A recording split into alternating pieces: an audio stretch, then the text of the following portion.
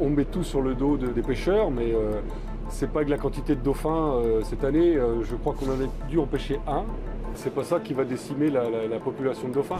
Je suis dans l'un des ports de pêche du golfe de Gascogne, à l'ouest de la France. Et cet hiver, les pêcheurs sont en colère. Pour la deuxième année consécutive, les bateaux de plus de 8 mètres pratiquant certains types de pêche au filet doivent rester à quai pendant un mois. Une mesure imposée par l'État français et depuis cette année par l'Union européenne. Objectif, protéger les dauphins et les petits mammifères marins des captures accidentelles par les pêcheurs. Contestée par ces derniers, l'interdiction est jugée indispensable par les défenseurs de l'environnement. Situé dans l'océan Atlantique, le golfe de Gascogne s'étend de la pointe de la Bretagne en France au nord de l'Espagne. Il abrite de nombreuses espèces de mammifères marins dont quelques 200 000 dauphins. Ces derniers sont les plus exposés aux captures accidentelles par les pêcheurs. Selon les organisations scientifiques, elles tuent entre 5 000 et 10 000 dauphins chaque année dans la zone depuis 2016. Une mortalité inquiétante compte tenu du faible taux de reproduction des dauphins. Une naissance tous les 3 à 6 ans pour une trentaine d'années de vie.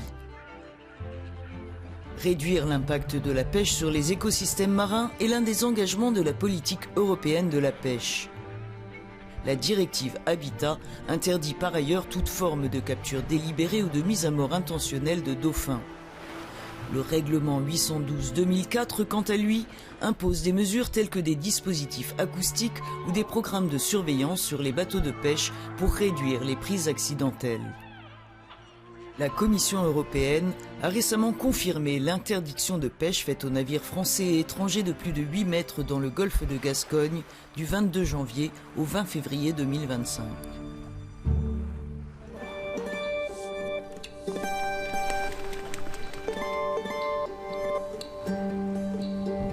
Je suis à Audierne, petit port de pêche du département du Finistère dans la région de Bretagne en France.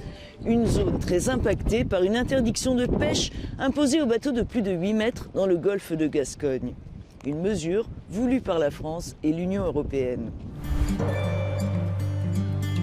Sébastien Biolchini est parmi les centaines de pêcheurs contraints de ranger leurs filets du 22 janvier au 20 février. À quelques jours de l'entrée en vigueur de l'arrêt, il tente de multiplier les sorties malgré le mauvais temps. La nuit a été très dure, surtout qu'on n'a pas eu beaucoup de pêche aujourd'hui. Donc vous voyez, le poisson n'est pas au rendez-vous en plus, sachant qu'avec le mauvais temps, on n'a pas pu travailler tout le mois. On est obligé d'essayer de faire plus de journées possibles pour pouvoir avoir un petit salaire à la fin du mois, quoi.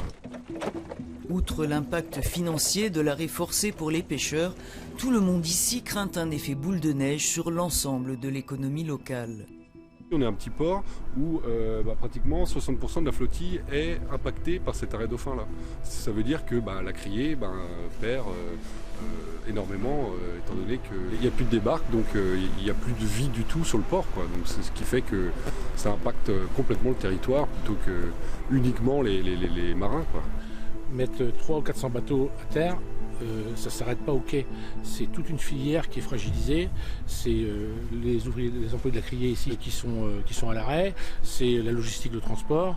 C'est tous l'atelier entreprises de réparation navale qui sont toutes arrêtées. Les marins sont normalement indemnisés, mais les autres ne le sont pas. Et le risque à terme, c'est que toute la filière soit cassée. L'arrêt forcé est d'autant moins accepté des pêcheurs qu'ils s'efforcent de limiter les captures accidentelles de dauphins. Je vais vous les montrer, les filets sont juste là-bas. Sous l'égide d'un programme européen, tous les marins de la zone se sont dotés de systèmes d'effarouchement, comme ces réflecteurs permettant aux dauphins de localiser les filets, ou ces sondes émettant des ultrasons depuis la coque du bateau. Des efforts insuffisamment pris en compte, souligne Sébastien, pour qui l'arrêt de pêche ne résoudra pas le problème. C'est pas que la quantité de dauphins cette année, je crois qu'on en a dû empêcher un. Donc c'est pas ça qui va décimer la population de dauphins. En parallèle, avec le réchauffement climatique, on ne sait pas s'ils se rapprochent de la côte ou s'ils ont changé leur trafic. Est-ce qu'il y en a plus qu'avant? C'est facile de mettre sur le dos des pêcheurs et puis c'est la seule solution qu'ils ont trouvée. L'indemnisation prévue par l'État pour compenser les pertes engendrées par l'arrêt, à hauteur de 85% du chiffre d'affaires des pêcheurs, ne rassure pas pour autant Sébastien. L'année dernière, justement, après l'arrêt dauphin, on avait eu aussi une période de mauvais temps, donc on n'avait pas pu reprendre la mer tout de suite. On peut estimer environ, malgré le dédommagement, une perte de 20-30% du chiffre d'affaires. J'ai aucune visibilité sur 3, 5, 10 ans. Donc il serait hors de question de faire un gros investissement dans l'état actuel des choses. Même si on arrive à gagner notre croûte, on n'est jamais serein. Parce que toujours tributaire justement des décisions françaises, européennes. Moi je voudrais que pouvoir travailler un peu plus sereinement sur la durée en fait. Les échouages de dauphins dans le golfe de Gascogne se sont multipliés ces dernières années. Comment l'explique-t-on? Et les interruptions temporaires de pêche sont-elles de nature à les protéger? J'ai interrogé l'Institut français de recherche sur l'océan, Ifremer. Depuis 2016 à peu près, c'est vrai qu'on a vu quand même des augmentations assez importantes d'échouages. La pêche a finalement pas tant changé que ça en termes de nombre de bateaux, nombre de jours de mer. Mais par contre, ce qu'on voit, c'est que les dauphins sont plus près des côtes. Ils sont donc plus facilement au même endroit, au même moment que les pêcheurs, parce qu'on les retrouve notamment sur les zones d'interaction avec les petits poissons pélagiques, les anchois, les sardines, donc ce qui fait l'essentiel de la nourriture des dauphins et qui fait aussi finalement une partie de la nourriture des poissons qui sont ciblés par les pêcheurs à la même époque. On essaie de relier ça, entre autres, notamment avec les analyses de changement climatique qui font que globalement les dauphins aussi changent de comportement et donc les interactions sont plus du tout les mêmes que ce qu'on connaissait avant. Alors comment est-ce qu'on évalue l'efficacité de la dernière fermeture temporaire de pêche? En 2024, il s'est passé des choses très différentes des années précédentes. Donc effectivement, globalement, on peut considérer qu'on a moins d'échouages que les années précédentes, on a moins de traces de capture apparentes sur les animaux qui se sont échoués. Et c'est des choses qu'on a observées non seulement pendant la fermeture, mais également avant et après. La fermeture a sans doute joué un rôle. Il y a sans doute d'autres facteurs aussi qui rentrent en ligne de compte parce que sinon on ne pourrait pas forcément expliquer ce qui s'est passé avant, ce qui s'est passé après.